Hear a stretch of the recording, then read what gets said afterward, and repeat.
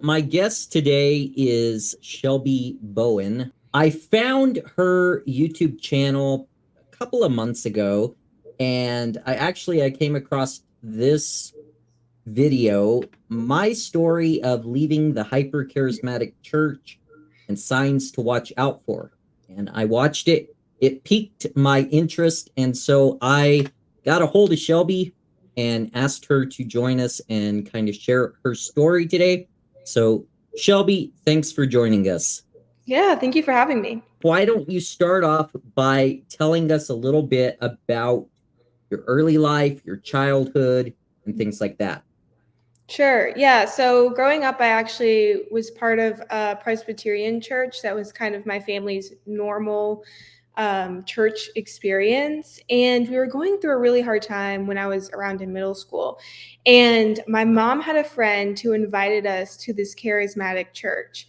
And we went and we walked in the doors and we are like, okay, this is, this is a little crazy. This is a lot different than what we'd had experienced. They were waving flags and doing all these things and blowing the shofar. And I'm like, okay, a little confused.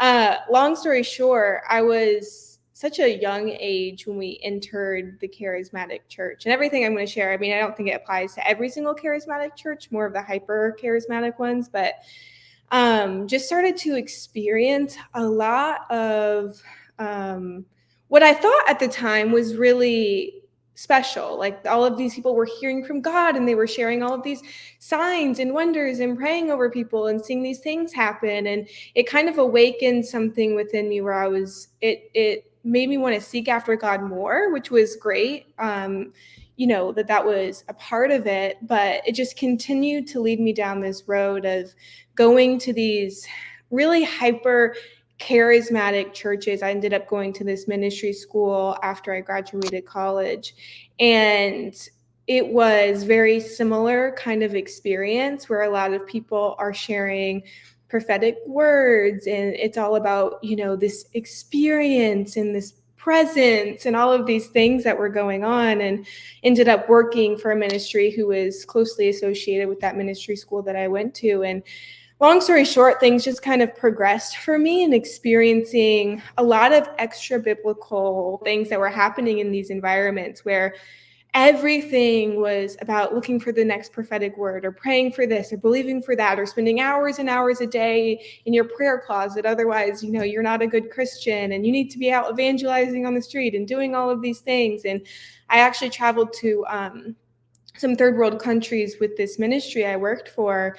And long story short, it was just a very harmful environment, a harmful work environment with no oversight, no accountability, no financial accountability. The leader of the organization was very inappropriate in the way that he would handle things. And so I ended up leaving that ministry and sought healing from just a long time of experiencing a lot of really harmful belief systems within the hyper-charismatic church. I had to recover from a lot of unfortunate things that happened in those environments, and it was hard. I think for people who've experienced spiritual abuse, to whatever degree, you can say that it's one of the most harmful forms of abuse that can happen to somebody because it's so closely attached to your belief system, your faith. And so, that took me a really long time of processing through all of these different things that I thought were God, these experiences that were really more so just emotionally crafted to make me feel like it was God, and then trying to decipher and pick through like what was real and what wasn't. And so that's now led me down the path today where I help women heal from spiritually abusive environments. So, the church that you went to, about how old were you? So I grew up in a Christian home. So I would say I was surrounded by that belief, ever since I was born. That Presbyterian church we were going to up until I was in middle school. So Okay. yeah, from that time frame. The Hyper-Charismatic Church, did they consider themselves non-denominational? Did they consider themselves actually Word of Faith, or What did they title themselves? Some of them were non-denominational. I think that one, like the charismatic, Pentecostal a little bit. Mostly I would say kind of that non-denominational. We kind of do whatever, we don't subscribe to any sort of denominational line kind of thing, which is, I think has some hardships in and of itself right there. Right. So did your family, you mentioned that you went on missions trips and things like this, kind of got involved in ministry with it and stuff like that. Did your family, your parents and that, did they hold any positions or do any ministry or anything? They didn't. My family, they just had normal working jobs, and it was something where growing up, when I started going to those charismatic churches, you always hear, "Oh, God has this special calling on you, this special thing on your life," and so I was always like, "Well, what is it I'm supposed to be doing then? If God has this special thing for me to do, is it supposed to be in ministry? Am I supposed to be going and doing all of these different things, within?" Traveling and doing mission work. And so I think I was really confused. And that's something that was really harmful, at least in my experience with the prophetic, is all of these people telling you, God's saying, this is what you're going to be doing with your life. God's telling me this is what you need to go, or the direction you need to go down. And then you lose almost a sense of autonomy within the own decisions that you have in your life, where, God's given us free will to make decisions, and I believe he orders our steps. But, for people to be telling you, God said, this is what you need to be doing, I think that's a very scary line that we start to tread when we start telling people stuff like that. Yeah. I think it puts a lot of pressure on you. Yeah. I think it puts a lot of just unneeded anxiety. Mm-hmm. This whole idea, it goes into like destiny. They call it Yeah. purpose usually, but it's basically destiny they're talking about. And I know that I saw a lot of people who were basically just always on pins and needles, like, am I going to miss what God has for me? Right. Am I going to mess that up? Um, there was one girl who I remember, she went to a Christian school and they had like a prophet come and speak to them. And this prophet told her that she was never to be married and all of this. And it just wrecked her for a long time, you know? No, yeah, I agree. It's really harmful. When I was in that ministry program here in Orlando, it's actually this mega church that has a ministry program here, and all of the girls that I lived with there at the time, I mean, we were all experiencing such severe like anxiety, stress, like, I mean, these are people who are dedicating their lives to God, and they're like, what if I'm not saved? Because you feel like this constant need to go up to the altar call to show your allegiance to God, and they were always stressing out about what's God's calling for my life, and there was no positive fruit or benefit in any of our lives from being in this environment. And if anything, one of the women I lived with went on to struggle with severe mental health problems and needed serious help. And so, yeah, those environments can be really damaging for people. Yeah. What would you say was like their primary focus? What stood out the most to you? Definitely death to self. Like everything was about dying to yourself. And within that, what I found is it really ruins somebody's self-esteem to think that I can't trust my own thoughts or feelings ever. So anything I think about myself or any thoughts I have about my life or my future, I can't trust. And then I have to die to all of those things. And it's really quite ironic how the people who tell you you have to die to every dream and desire you have are these people who have these massive ministries and organizations who are profiting off of the people that they're telling that to. And so it was dying to everything you love, everything you want to do with your life, and just seeking God and whatever he says, and you probably won't like it. I heard that a lot growing up in the church. I've spent my whole life in the church as well. Yeah. And basically it was God has this purpose for you. Mm-hmm. You're you got to be careful so you don't miss this purpose.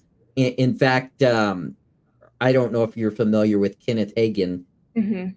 He talked about like the perfect will of God versus the permissive will of the God and things like that. So this whole idea of you don't want to get out of God's perfect will, and it's probably going to be something that you aren't good at. It's probably going to be something that you aren't even going to like, but you're going to have to suffer for Jesus. Yeah. It sets people up for failure because they have, my thing is, what the things that you have in your heart to do are there for a reason. And, that's a lot of the work that I do with women today now, is telling them, like, no, those passions and dreams you have to write a book or to make art or to do whatever is on your heart, like, that's something that you were maybe created to do, or share your story with the world, or, you have something unique about you that nobody else has. And that's beautiful about each of us individually. But these environments are really good at taking away our individuality. There's this one group, they call it like the nameless and faceless generation. But it's like, we know, like, God gave it, he saw us in our mother's womb, and he knows all the hairs on our head. He cares deeply and intimately about us. And this language just ruins people's lives, honestly. Yeah, like you said, the gifts that you have, the natural abilities that you have, the desires, I'm not talking sinful desires or things like this, but Right. the passions that you have in life, God gave us those. Yeah. And why would he give us those and then make us do something totally different, something we're not equipped to do? And they will say, I'm sure you would agree, they will say, well, that's how you know it's God, because he does it, and then you're just, kind of like the empty tool that gets used by him. I had to ask myself this question when I was healing. And I know a lot of people don't like the term deconstruction, or so whatever you want to call it. You get rid of some beliefs, and but you find God in what you truly believe within all of that process. And so, I had to ask myself, that God that I followed then, is that genuinely a God that I would want to follow? Like, this one who just made me do all of these horrible things that I never wanted to do, who made me lose all of my personality traits and my dreams. Like, is that a God that I really would want to follow? And I think a lot of people are afraid to ask themselves that question because they follow God out of fear of going to hell, and not a genuine understanding of his character and nature. Because if they did, I think that we would understand that God is not a God who makes us live these awful and cruel lives, just to torment us. Right. Yeah, I would agree. I encourage people now, whether it's in my youth ministry or just at the church, or that in general, I always encourage people now, like, if you are trying to figure out what it is that God wants you to do, or whatever, look at what you're good at and Yeah. see how you can use that thing to serve God. Mm-hmm. There's some people who are great organizers, Yeah. right? So they can organize things, and artistic people, and things like that, like you mentioned. So yeah, I definitely think that is an area where they've really missed it. Living the Christian life of sacrifice is putting God ahead of myself. Mhm. I've heard guys say, like, I'm afraid God's going to make me marry some ugly woman or something like that, like, Yeah. and God's not like that. Like, No. he cares for us. He wants us to, you know, be used by him, but he's not going to make us slaves or something like that, where it's a punishment to be used by him. Right. And the two greatest commandments is to love God and love each other. And so why wouldn't God love us too? If we're called to love him and love each other, then this whole thing should not be fear-based. We shouldn't just follow God and say so strict to do all of these things because out of fear. I mean, God gave us commandments and a way to live because he loves us, and that's what I always, share with people as I'm helping them kind of get out of these spiritually abusive environments. Like, God gave us ways to live by because he cares for us, because he knows if we just go out and get drunk, that's not going to be good for our life. Like, that's not going to lead to good decisions for us. It's not that he's up there in heaven trying to just be mean and control us and tell us how we, need to do our life just because, it's all of these things that he tells us to do are out of love for his children, the people that he created. And so I think it's just a mindset shift of understanding kind of this narrative that we've seen God in, and then looking at it in a completely different light, which takes a lot of time. Yeah. Was there anything, looking back, that you saw even as a kid, back then, was there anything that just kind of stood out that they said where you're like, I really don't believe that? Oh man.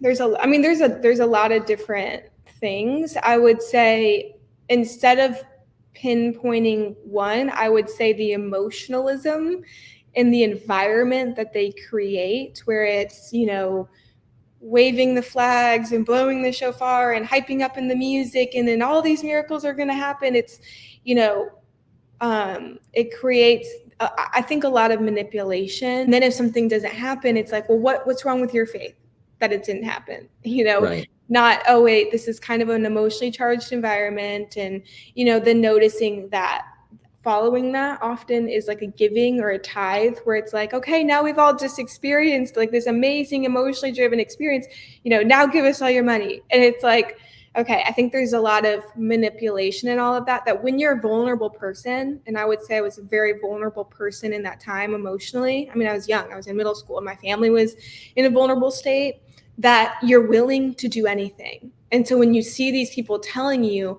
all of this stuff's going to happen, and then it doesn't, for many years I thought, because I was seeking a healing, which in the Presbyterian church, obviously they're not going around telling you that all of these things are going to be healed. And so we were seeking a health condition to be healed. And these people were telling us, oh my gosh, it was going to happen. Well, it never did.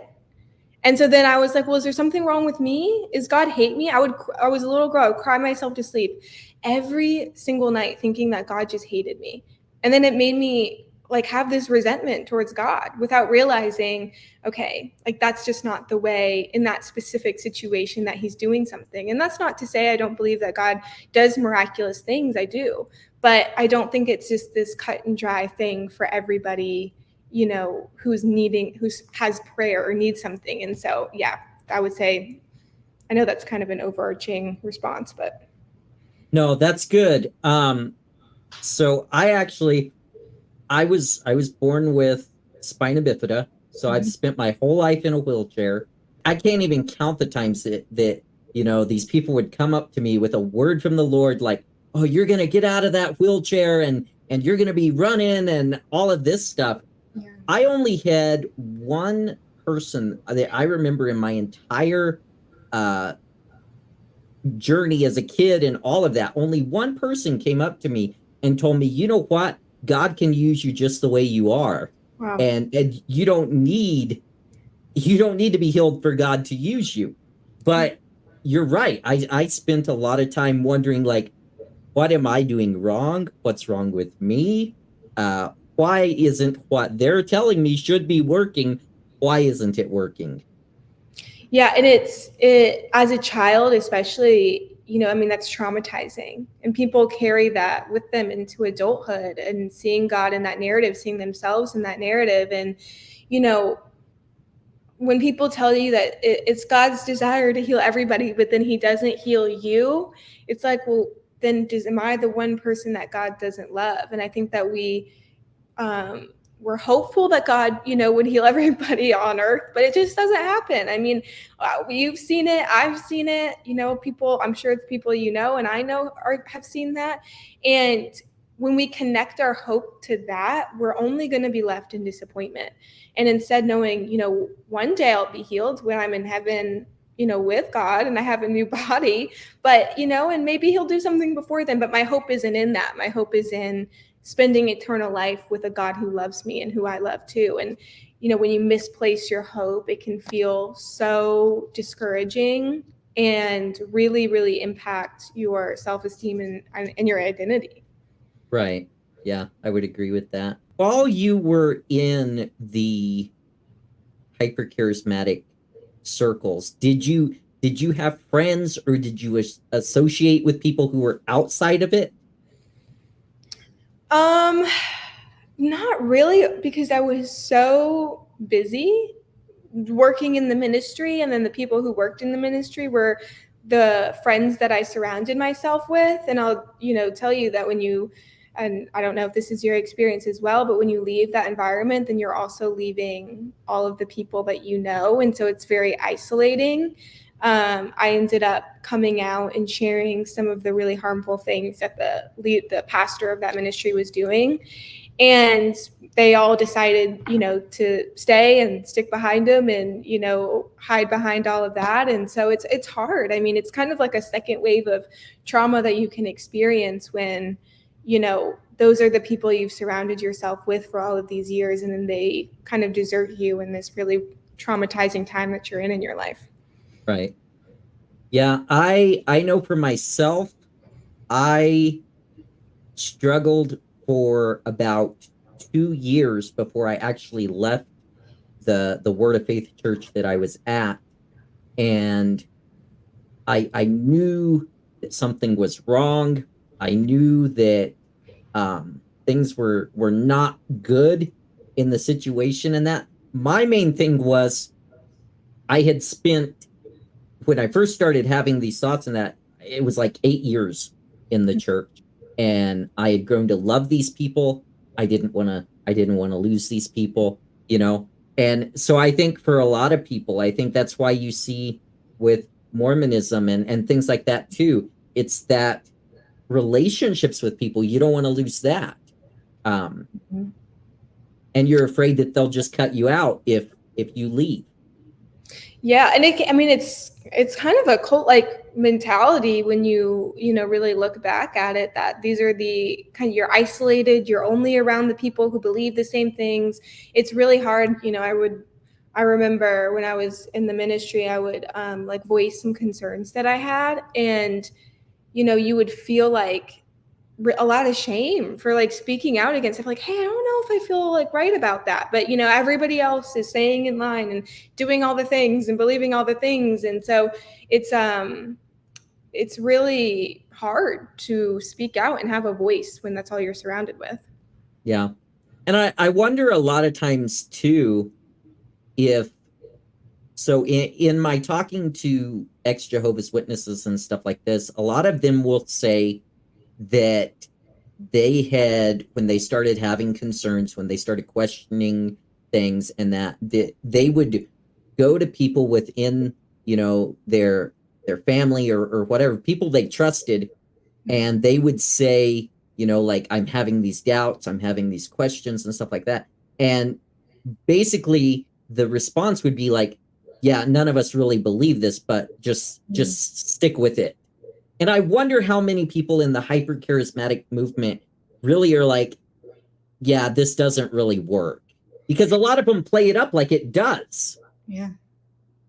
Yeah, I don't know. I mean, from what I've seen, a lot of people have left that mega church ministry program that I went to, and they've kind of all come out of it, and you see various ranges of people, swinging to the other side of the pendulum, or people just having a really hard time with what they've seen and experienced. But I do think that there comes a certain point where people kind of wake up to it and realize like something isn't right here. But I also think that there's an ignorance that we can have because it's scary to confront things within ourselves and within our environment that we know could shake our faith. And I think that's why so many people stay in that environment, because it's scary to them.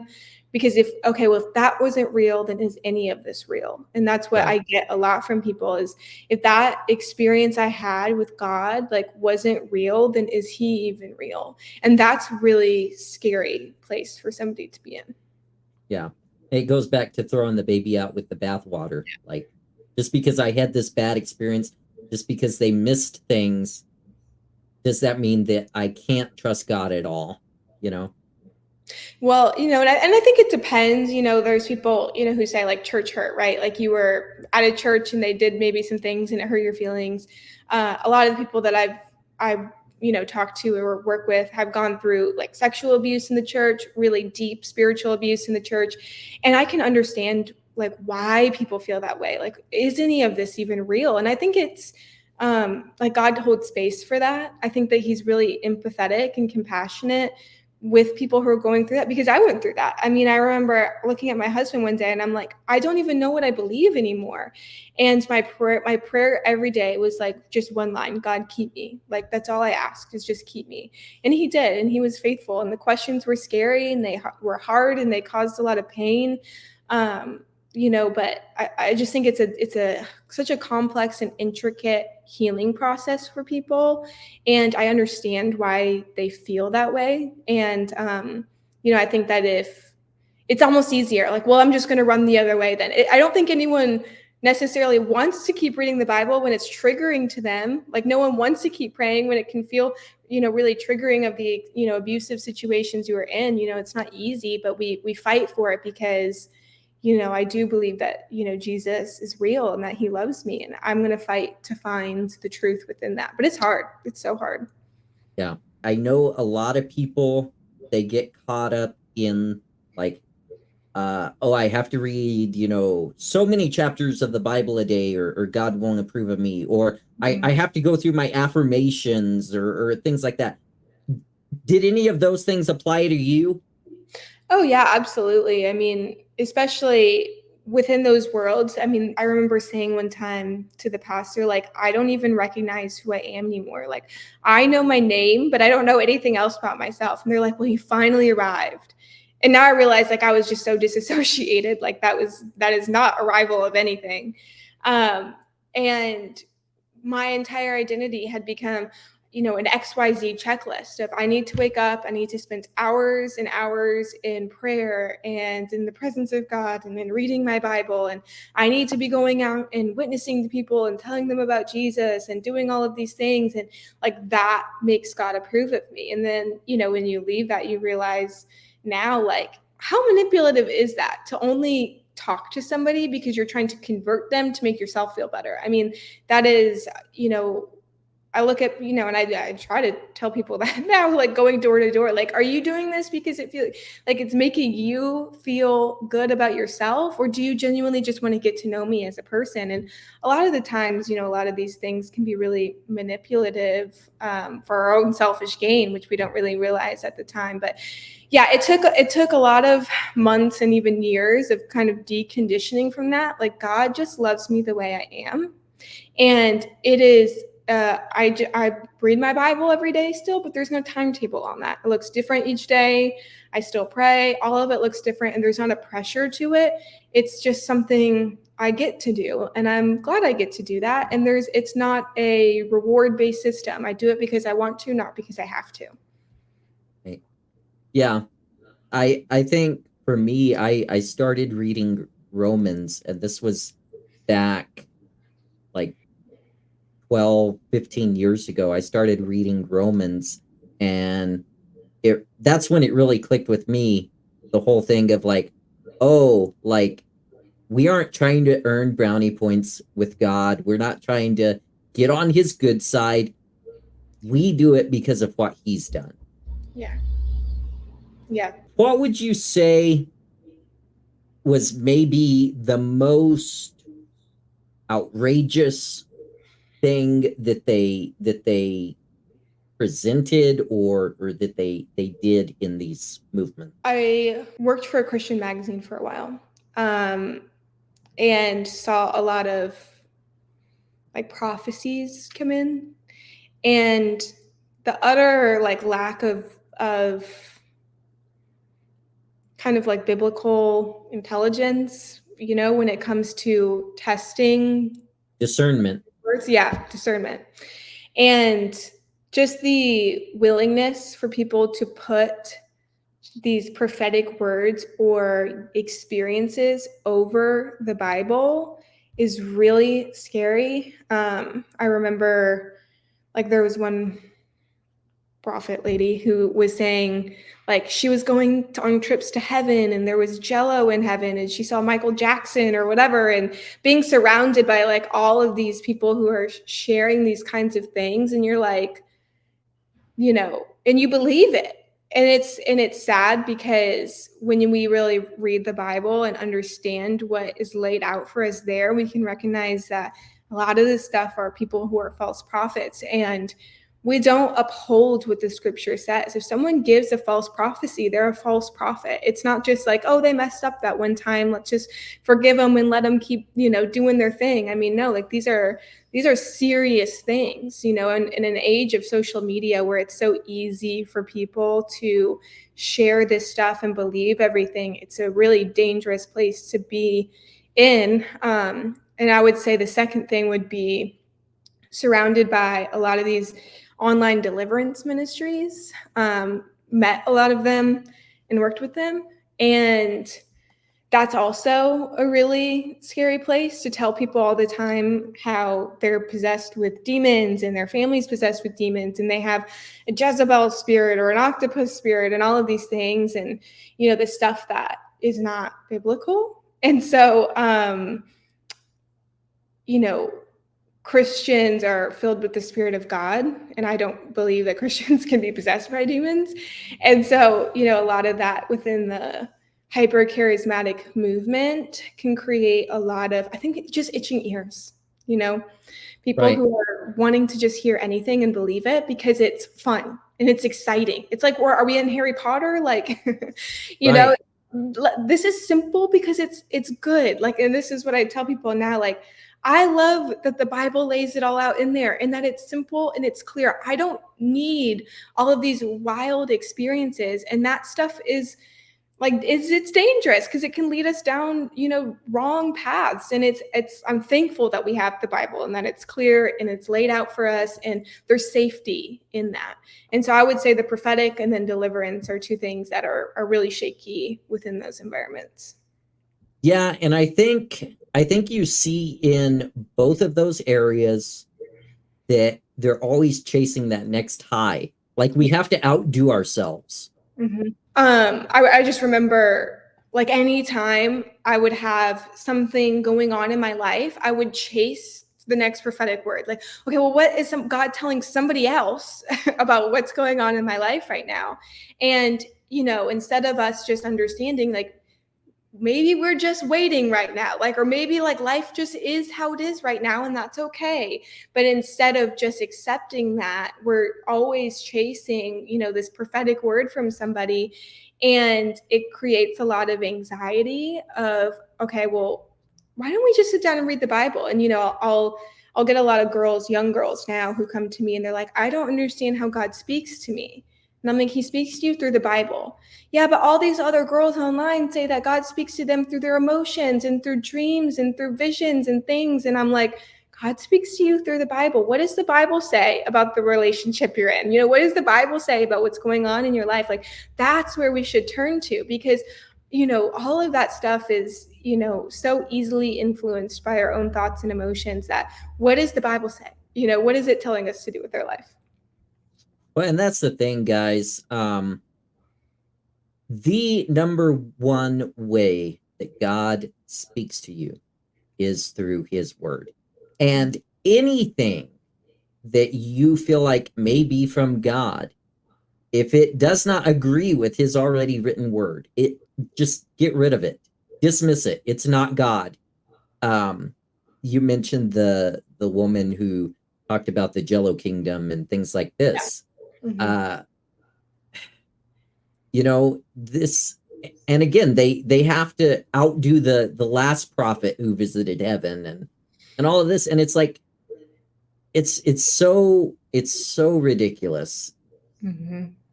You're like, well, I'm not going to heaven. Why am I not going to heaven? And then you sit there for hours and hours praying, like waiting to go to heaven. And it's like, it never happens, And so I don't know. I think a lot of this stuff is a little bit of a mental break, that people have, or if they genuinely know that they're making up, that's really scary too. And so, yeah, it's a dangerous place to be in. And thankfully, now I just am excited to read the Bible, and that's good enough for me. Like, I'm content with knowing how God speaks to me there. And like you said, if he confirms it elsewhere in our life, that's great, but it should always first and foremost go through the lens of what the scriptures say, and that's how we know we can trust anything else. And this whole angel numbers. Well, it was 11:11 and this thing happened, or this, hummingbird flew by me and then an eagle flew overhead. And I'm like, yeah, let's just not do that. I used to do that kind of thing. And it's very anxiety ridden, constantly trying to decipher all these signs and wonders. That's a burden on you. Yeah. Mm-hmm. I think there's three possibilities for a lot of people, especially the leaders of these movements. I think number one, they're just snake oil salesmen, and they're making it up. They're just trying to make money and get followers and things like this. I think number two, that they maybe, and there are certain ones where I'm like, I think you definitely have some mental health issues. Yeah. Also, I think there are some of them, and not all of them, because I think there's three categories, but some of them who are very much so demonically influenced Mm-hmm. in their teachings. I've said it before, I'll say it again. I think Kenneth Copeland is an example of this. I literally think he is demon possessed. Yeah. Yeah, and I think there's a lot of deception in that, and I've experienced that deception. And I'll say, like, one of the things that I've had to realize is, like, I thank God that he delivered me from all of that deception, that he opened my eyes to all of that. And I think it's really easy now for me to be like, okay, well, look at what all these other people are doing and teaching, and remembering, like, okay, some of these people might be deceived too. And so, like, gosh, I pray that God opens their eyes too, instead of just being angry at them, being like, okay, I really hope you see the truth as well. But it's hard to know, like you said, like, kind of which camp somebody falls in. Right. Was there anything that they taught or that they did that you would say was actually good? I would just say it's been too painful and hard of a recovery to know. I mean, I'm thankful that I went through it because I'm helping other people, but I'm thankful because it's taught me how to learn and study the Bible for myself. And so I would say, if anything good that's come out of it, it's those two things. And it's taught me the importance of, like, seeking the truth for myself, knowing what the Bible says for myself, and not just listening to what somebody else's interpretation of the Bible. So, somebody else's, views of God. Like, what are mine? Like, this is my faith. What do I believe, and why do I believe it? And so I would say that's the one good thing that's come from it. Right. That's good. I think a lot of times we are so troubled when we come out of things like this, that it's hard to get yourself grounded again in the truth that, yeah, this was maybe a deception, it was, whatever it was, but that doesn't mean there's not truth. So at what point did you start to question the things that they were doing or teaching? I met my husband while I was working for the ministry I was at, and I would tell him things that were going on, and he would be like, that's weird, or like, that's not right, And so he was kind of like that outsider, and then obviously protective of me. I mean, we weren't married at the time, but we were, seriously talking about getting married. And it was like the fog would clear when I would tell him what was going on and talk to him about the things that I was experiencing and seeing. And by doing that, because I think that a lot of the deception and confusion stays when we keep it in the dark, like when we don't voice what we've experienced and what we've seen, and we just keep it pushed down, then all of that kind of stays. And so I think by talking with him about what was going on, I was able to kind of start seeing the light. And I remember telling the pastor that I was going to leave, and he was like, this is from Satan and you're going to be leaving God's plan for your life, and like all of these just like really, manipulative things to say. And I started to realize, like, okay, this person like is actually really damaging. This person doesn't actually care about me or my life. They're just what they can gain from me being there. And so, some of those things started to open up my eyes. And then I think it's acting on it as you're seeing it. It's not just, okay, I'm letting my eyes open, but people still stay in the environment. It's like, I have to remove myself from this environment. And then once I did, it was like all the dominoes fell, and I was like, oh my gosh, what did I just go through? Yeah. Yeah. How long did you actually spend in there? When did you ultimately decide that you had to leave the whole movement? It's about 3 years ago, maybe a little bit longer now. And I was in it I was in the kind of the Hyper-Charismatic church since middle school, but not like as deep until 2018 to 2021 or so. And then that was when I left. What relationships did you lose? Like how is your relationship with your parents now? My family lives in a different state, so like they weren't part of that environment that I was in. We've had a lot of conversations. They still go to some of the more charismatic churches, but they understand like my perspective and my point of view on things, and they are okay with that. And we just kind of like let each other do what we're gonna do. But besides that, I lost every other relationship that I had, besides meeting my husband and then getting married, and I left and started my life with him, and then have since of course made new friends and all of that. But I lost every single relationship that I had. It was really, really hurtful. Yeah. How has life changed since you've come out of that?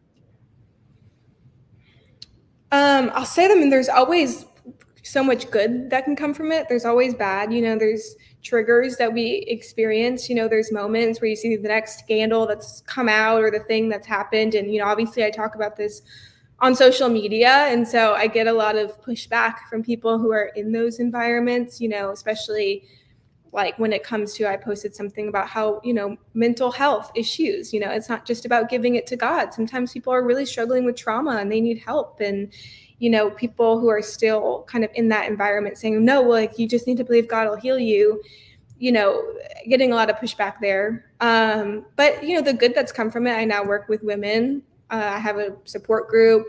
I work with women one-on-one who are healing from spiritual abuse. And so it's turned into something that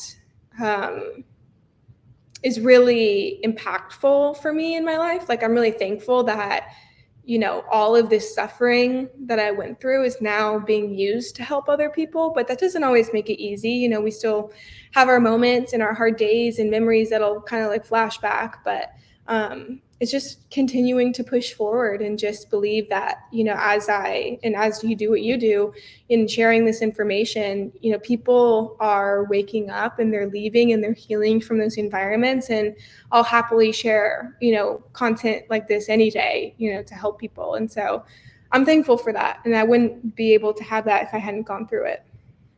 Yeah. I'm always reminded of what Paul said, that God comforts us in the things that we go through so that we can comfort others in it. And it really is true. If you haven't been in a situation like this, you really don't know what people are going through when they're in situations like this.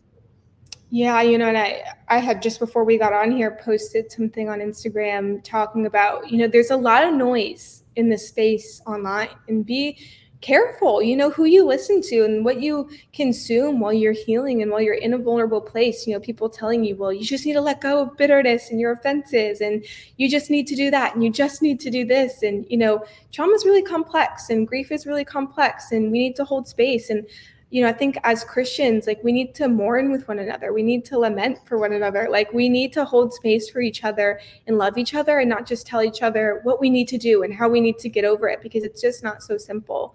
Yeah. That's good. What would you say to anyone who's listening to this interview? What would you say to any of them who may be um, currently a member, but they're going through some of the same things that you went through? How would you encourage them? Encourage them as far as leaving or as far as healing? Both. I would just say, really, the first step in healing is recognizing what you've gone through and the extent of the pain that you've gone through. And it's really hard to do that when you're still in the environment and you're still influenced by those people. And just leave. Just trust that you need to get out of there and that you need to heal. And the first step of healing is honestly just acknowledging what we've been through and breaking off any of the shame that we've attached to ourselves because of the experiences that we've gone through. And it depends, what that spiritually abusive or even sexually abusive environment looked like for somebody within the church. But, it wasn't your fault that happened to you, and it wasn't your fault that you maybe didn't see those red flags. And we have to build up confidence within ourselves again to know that we won't be putting ourselves in environments like that anymore. And it's okay that takes time. It's okay to learn to trust yourself again, to learn, what it looks like to reconnect with God again, and taking the pressure off of what the healing process needs to look like, the timetable it needs to be on, and just let yourself be. The only way to heal is going through the emotions. And so many times within the church, we put on this perfect, Christian mask, and we have to remove that mask to understand our emotions and why we're feeling that way, and the anger that we might have, and just letting it all come up so that it can come out. And all of that stuff is so important, and it's messy. It won't look pretty. It won't feel good. It's vulnerable. It's hard. Talk with people, share your experience with people who you trust, who will hold space for you. And all of that, will just help you get started on your healing journey. For someone who is in a situation like this, or someone who is maybe even considering joining a situation like this, what would you say are some of the warning signs or the red flags that it's a dangerous place to be in? I would say the first thing when it comes to a pastor is an overly charismatic leader who is in that position because of their charisma and not because of their, biblical understanding or their accountability or transparency. It's understanding how that church functions, and I think a lot of times money is a good indicator. Is the church transparent about how they use their funds? And if not, that's a red flag to me, because if you're going to just be spending this money frivolously on anything, on watches or outfits or whatever else, then it's a little bit concerning. And so, it's the transparency, it's the accountability. Are they isolating you from your friends and family? Are they telling you can't trust yourself and your own thoughts and your dreams and desires for your life? Some of those things are kind of red flags of either cults or cultish type environments. Yeah. I want to give you just a few minutes. Any final insights, anything that you would like to share that we haven't discussed already? I would just say the main thing is to silence the noise around you. There's so much content out there on social media, on Instagram and on YouTube, and it's choose one or two people who you listen to and then silence a lot of the noise. I mean, there's just so much going on out there, and read the Bible for yourself. Learn theology for yourself and believe what you believe, because that's what you're learning and that's what you believe is stated in the Bible, and that's what the truth is. And you don't have to immediately start doing that. Take time to heal, give yourself time to process and just be and live. All of that can happen later. You can look for the truth later, but you're not alone. You're not alone for going through this. It's a very isolating experience for people, and you're not alone. There are so many resources out there and people who are willing to help and walk you through what you're experiencing. And so many people have gone through this and feel the same way that you do. It's good. All right, guys. So I want to mention once more Shelby's YouTube page. You can find it just by searching her name, Shelby Bowen. And if you are a woman who is going through some of this stuff, she talks about here on her about breaking down the stigma around church hurt and helping those who have suffered at the hands of a spiritual abuser walk through healing and reconnect with God. I would encourage you guys, especially women who are going through stuff like this, reach out to Shelby and get in touch with her, and don't walk through the process on your own. Like I mentioned, God has us go through things so that we can encourage others who are going through those things. So, Shelby, thank you for joining us. It was a pleasure having you on. And I hope that you continue to do this work and continue to help those who have went through situations like this. Thank you, Chuck. Thank you for having me and doing the work that you're doing to share this to people. It's important and it's impactful. So yeah, thank you guys, and thank you for everyone who's listening.